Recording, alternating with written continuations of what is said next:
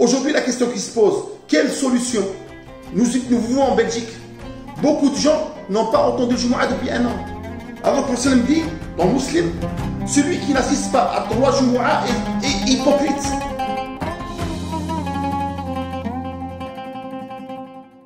الخطوة تتبع خطوة وطريق الظلم سيطوى. والصلاة والسلام على أشرف المرسلين. Nous voici arrivés au cours de Ramadan et nous allons peut-être revivre le même contexte que l'année passée. Une année de confinement à cause du Covid. Les mosquées sont fermées depuis plus ou moins une année, un peu plus qu'une année. Et jusqu'à aujourd'hui, on ne trouve pas de solution pour nos fidèles. Nous sommes en Belgique.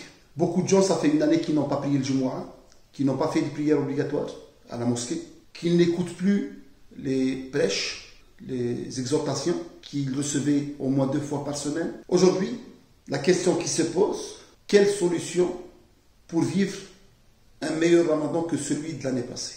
Nous, Al-Hikmah, l'année passée, on avait pris nos responsabilités en optant pour un avis juridique qui dit qu'on peut prier en live via les réseaux sociaux, via les lives de Facebook, de YouTube. Il y a eu beaucoup de polémiques à cause du sujet. Et nous savons aussi que cette année, à l'approche de Ramadan, nous allons avoir les mêmes polémiques qui vont se répéter. Je vais essayer d'éclaircir le sujet à ceux qui ont les bases de compréhension de notre religion, l'islam. Le sujet de prier derrière l'imam sans le voir ou à distance est un sujet qui est ancien juridiquement. Il y a 2 écoles, 2 grandes écoles. Il y a le Hanabila et l'Ahnaf qui disent que pour que la prière de groupe soit juste, il faut qu'il y ait une continuité dans les rangées. Dès qu'il y a une coupure des rangées, la prière du fidèle n'est plus une prière de groupe et n'est plus acceptée. C'est le premier avis. Le deuxième avis est l'avis de Malikiya et Shafi'iyya qui disent que pour que la prière de groupe soit comptée comme une prière de groupe, il suffit que le fidèle écoute, entende la voix de l'imam. C'est les 2 grandes écoles. La deuxième école qu'on a choisie, elle est l'école de beaucoup de savants. Elle est aussi l'école de certains compagnons. Donc on va aller regarder les arguments de cette école. On va trouver qu'un imam comme Al-Bukhari, dans son Sahih Bukhari, a opté pour cet avis. Et il va nous ramener dans le Sahih Bukhari, dans le chapitre, s'il y a entre l'imam et les gens une sutra, quelque chose qui les empêche de le voir, ou un mur, que fait-on? Il va rapporter deux arguments de Tabi'in. Donc il dit, Al-Hasan al-Basri a dit, s'il y a entre l'imam et les gens une rivière, ils peuvent prier tant qu'ils entendent la voix. Puis il va ramener le deuxième argument, c'est la parole d'Ibn Mujlis, qui dit, s'il y a entre l'imam et les gens un mur, une route ou une rivière, ils peuvent prier. Et dans le chapitre, il va ramener le hadith de Aïcha, qui dit que le prophète un jour a prié chez lui, Qiyam al-Layl pendant Ramadan, et les gens de la mosquée, en entendant la voix du prophète, ils ont prié à l'intérieur de la mosquée. Alors le prophète était séparé d'eux par le mur de la chambre, de sa chambre et de la maison d'Aïcha, de l'appartement d'Aïcha. Et le lendemain, il y a eu plus de monde qui est venu se prier derrière le prophète. Le 3e jour, le prophète n'est pas sorti. Quand on lui a dit, il a dit, j'ai vu votre place, mais je l'ai fait exprès pour que cette prière ne devienne pas obligatoire. Donc, pour ces savants-là, la condition pour que la prière soit juste, c'est qu'on entende la voix de l'imam. On va me dire que c'est juste un éloignement qui n'est pas très grand. Il y a une rue ou une rivière. Al-Hasan al-Basri était de Basra. Et de Basra à Médine, les rivières connues, c'est soit les rivières de l'Irak. Donc, c'est des rivières qui font une 60aine de mètres de largeur. Dans les contemporains, on va trouver qu'un savant, un muhaddith, un grand savant, marocain, maghrébin, marocain, a écrit un livre dans les années 50. Ce savant s'appelle Ahmed Ben Mohammed Ben Siddiq al-Ghimari. Il est un des plus grands savants du siècle passé, très connu. Il a écrit un livre qui s'appelle Al-Iqna' fi jawazi salati fi al-manzili khalf al-midyan.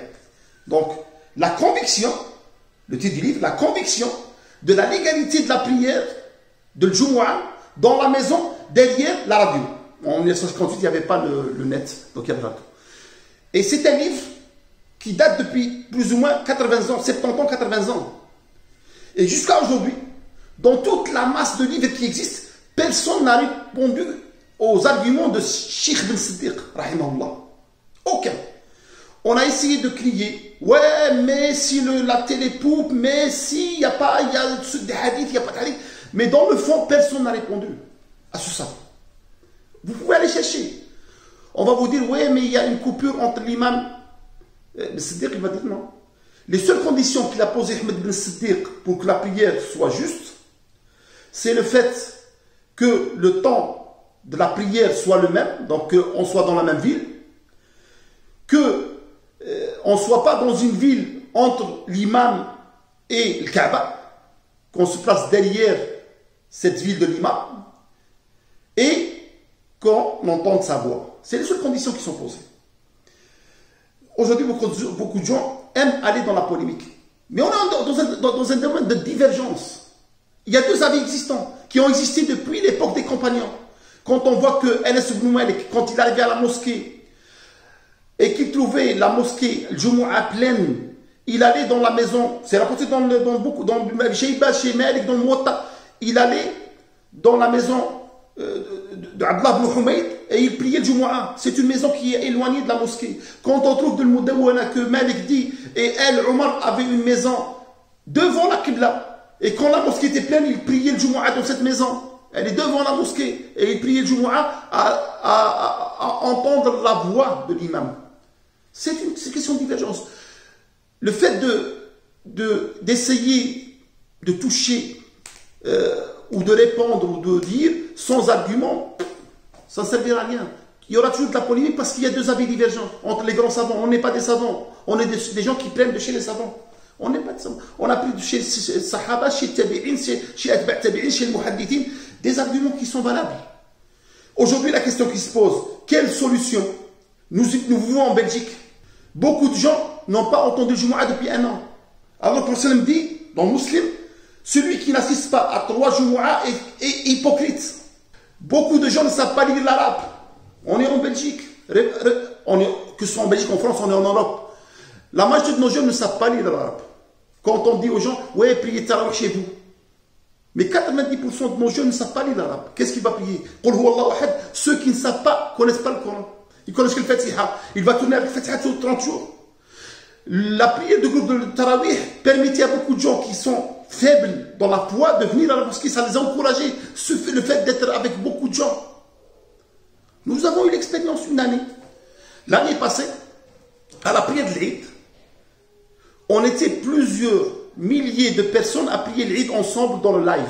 Nous étions en même temps sur YouTube et Facebook à l'heure de l'Eid, on était 5000 à visionner les vidéos simultanément.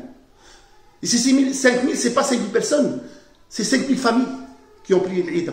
Et beaucoup de ces familles sont venues chez nous nous dire qu'au moins on a vécu cet esprit de Salat l'Eid ensemble. Beaucoup de gens n'ont pas prié l'Eid. Beaucoup de jeunes que je rencontre ne savent même pas faire la prière de l'Eid chez eux. C'est facile pour quelqu'un qui habite en Arabie Saoudite, en Algérie, au Maroc, de dire aux gens, oui, Tarawih c'est une surrogation, prie là tout seul à la maison. Oui, parce que tu sais lire l'arabe, tu connais le Coran. Mais dis-le à des jeunes qui vivent en Belgique, qui vivent en France, qui vivent en Angleterre, qui ne savent pas lire l'arabe, qui n'ont pas cette foi qui les pousse à aller, si ce n'est pas l'encouragement mutuel qu'on se fait dans la prière de groupe. Aujourd'hui, il faut se poser une question. Est-ce qu'on peut donner des solutions à ces gens-là? Pour ceux qui disent la prière n'est pas valable, à nous, en Belgique, en France, allez le dire au roi, au président, au prince qui prient à la Mecque pendant l'Umrah, pendant le Tarawih, de leurs hôtels, du Hilton, du Sheraton. Dites au roi de l'Arabie Saoudite qui n'est pas avec le peuple, qui est dans une salle fermée, avec une vitrine, dites-lui que c'est haram, que ta prière n'est pas juste. Vous n'avez pas le courage. Mais vous avez le courage de dire à des gens qui n'ont Rien.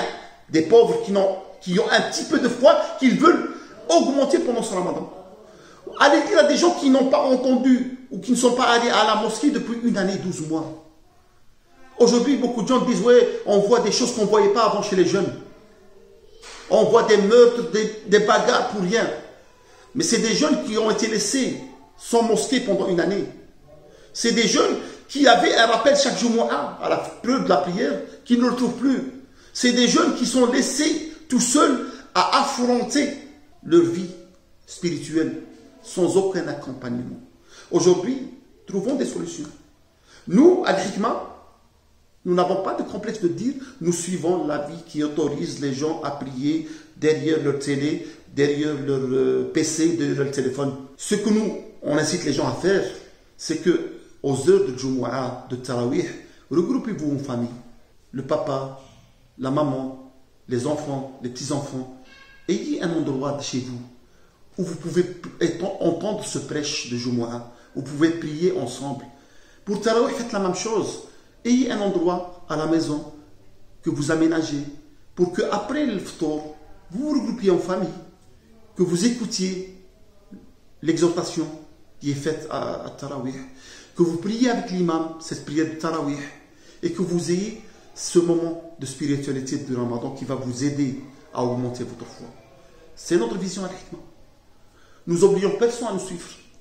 Mais ceux qui veulent nous dire vous vous trompez, ramenez vos arguments, venez chez nous. Ne soyez pas que ceux qui jettent n'importe quoi en disant n'importe quoi. Allez lire. Il y a le livre d'Ahmed Ben Siddiq. Allez lire si vous êtes courageux. Si vous êtes courageux, allez le lire. Et répondez scientifiquement. Répondez scientifiquement. Ça ne sert à rien de jeter des pierres dans la mare en disant ouais, c'est pas une pierre juste. Ayez des arguments. Répondez aux arguments. Barakallahu fikum. Qu'Allah nous ramène un Ramadan meilleur que le Ramadan de l'année passée. Qu'Allah nous ramène à nos mosquées qui sont ouvertes, Inch'Allah Ta'ala, et qu'Allah lève cette épidémie. Barakallahu fikum.